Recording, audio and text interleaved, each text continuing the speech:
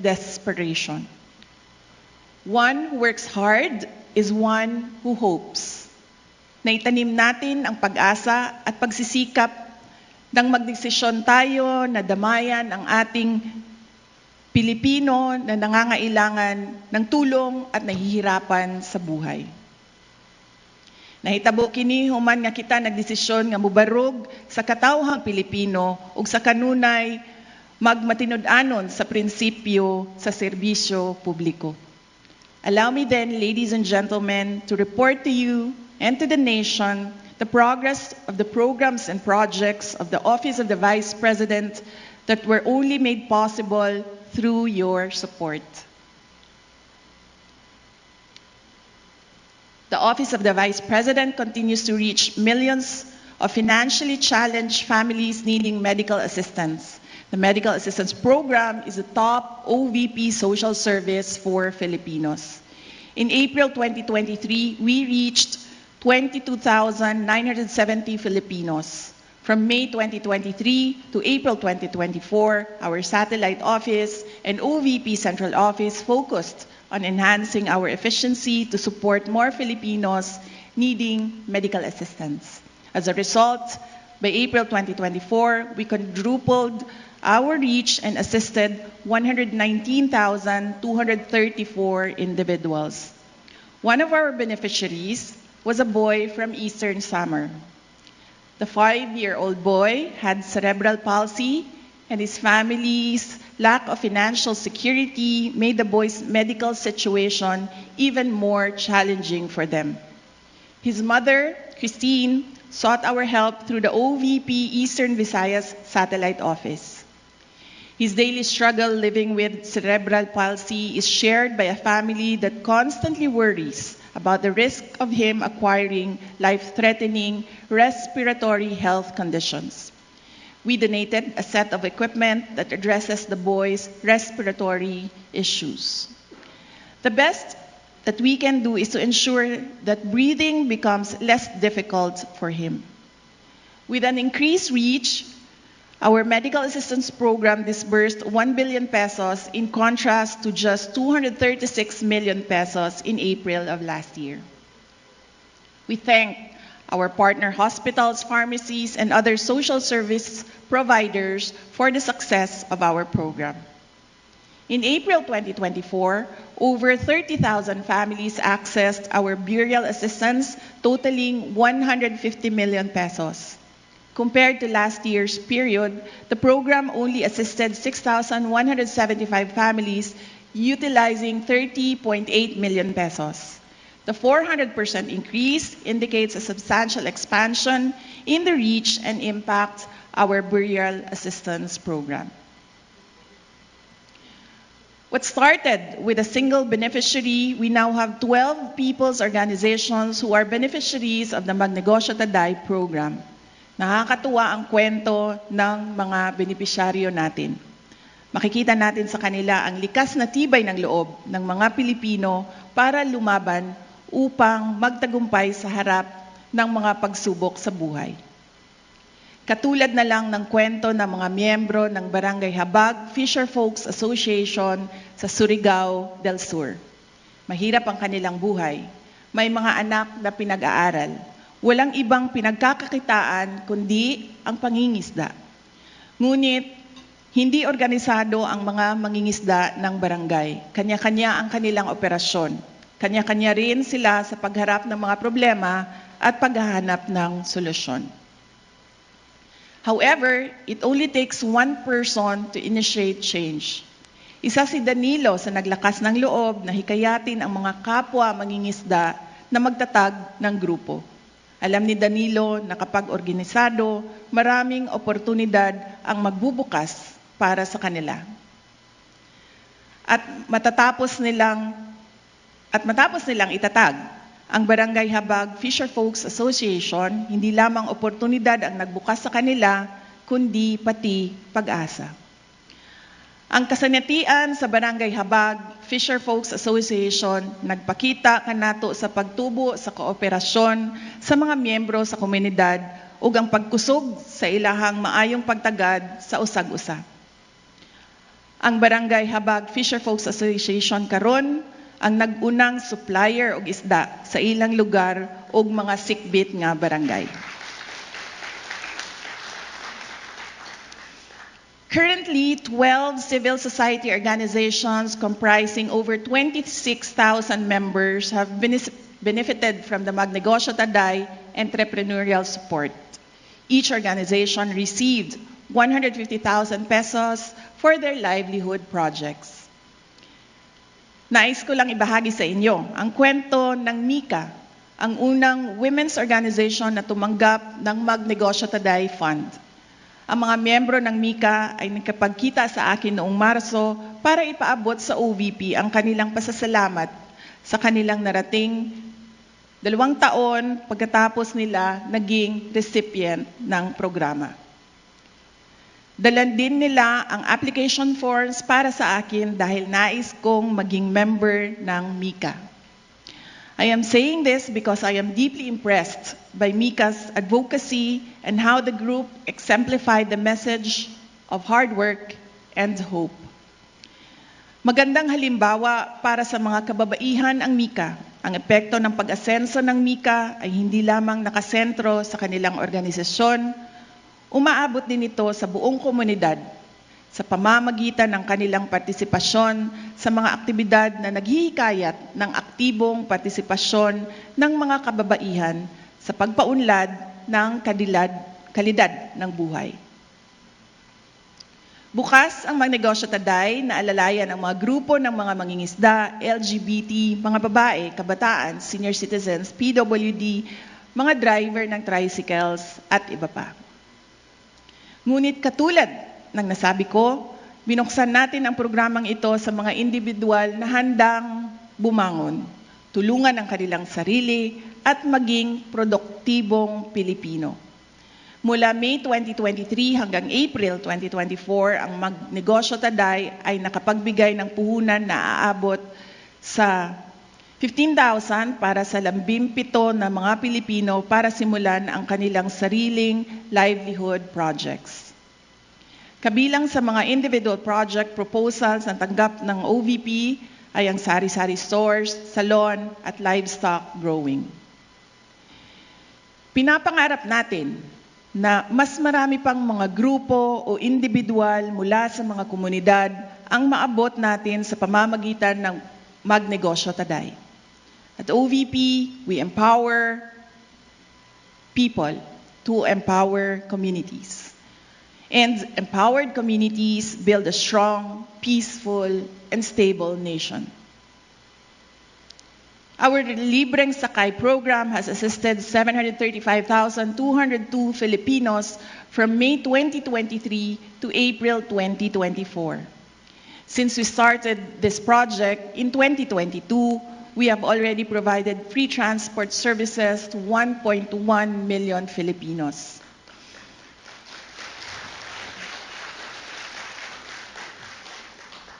Noong Marso, ipinakilala natin si Drew na isang residente ng Quezon Province bilang pang-1 milyong pasahero ng ating libreng sakay bus.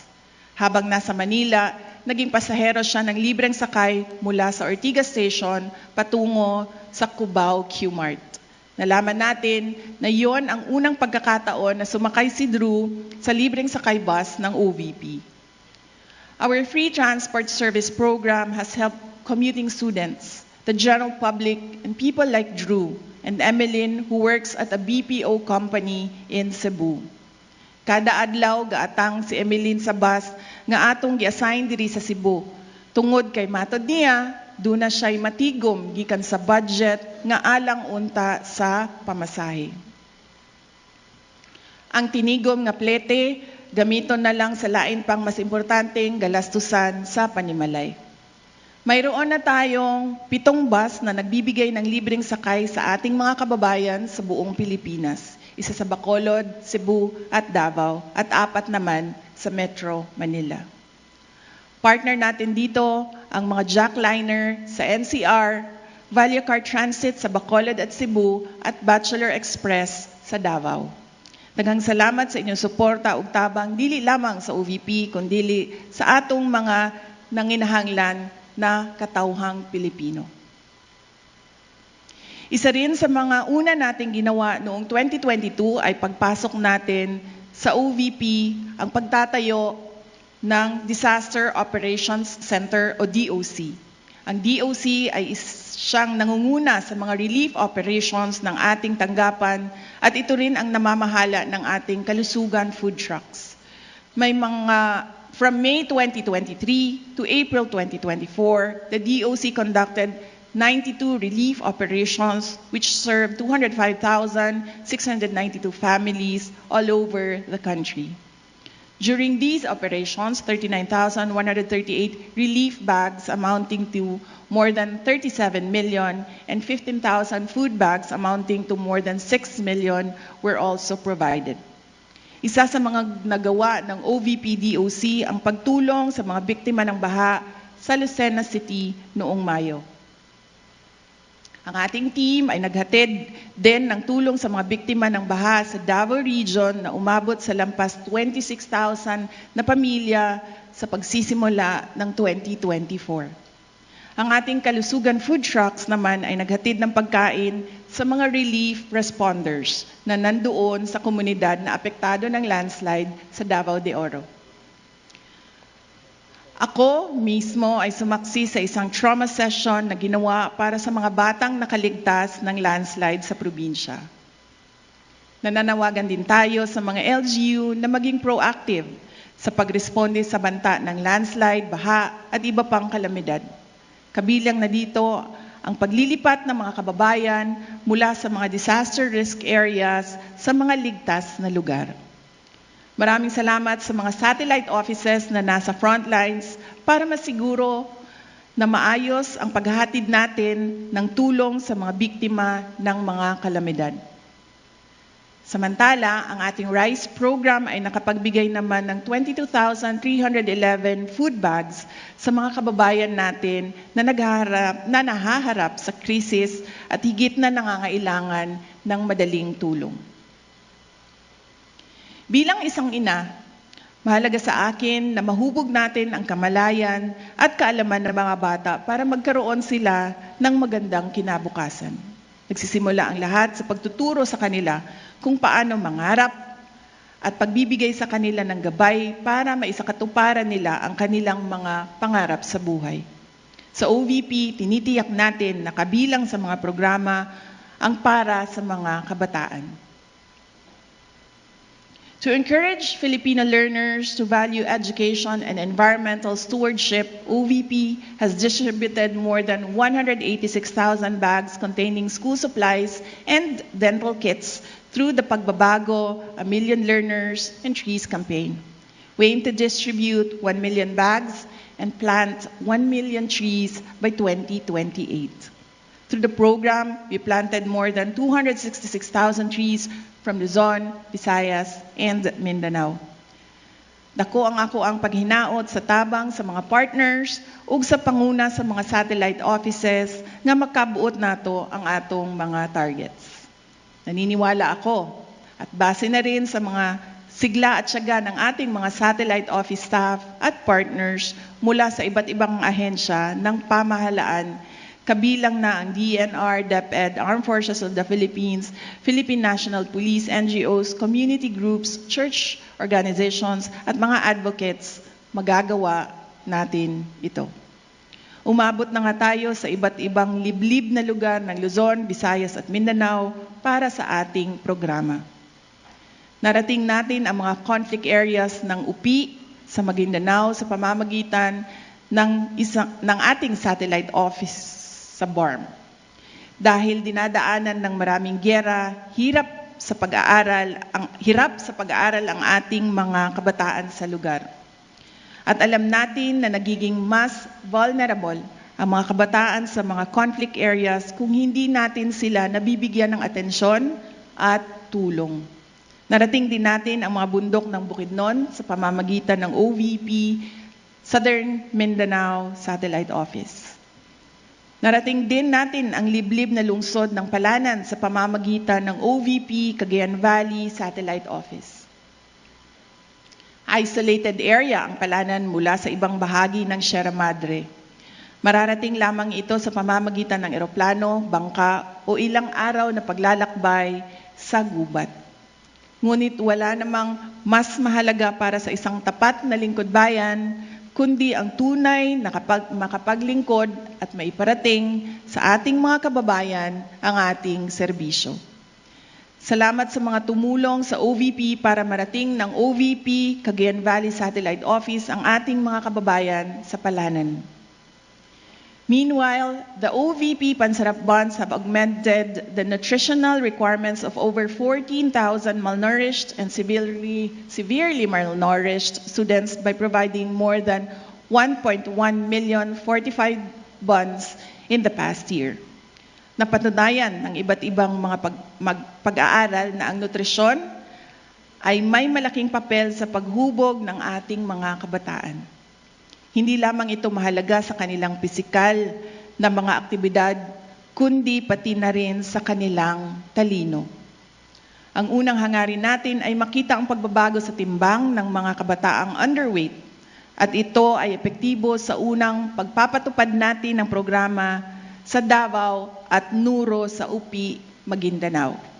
Kaya naman, dinala natin ang programa sa Estancia Central Elementary School sa Iloilo. Maraming mga learners sa paaralang ito ang mga undernourished. Sa loob ng 120 days, inaasahan natin ang magandang resulta sa pamamagitan ng pagbibigay sa mga kabataan ng nutritional bonds na may 10 flavors na pinatibay ng mga nutrients tulad ng vitamin A, carbohydrates, protein, calcium, at iron.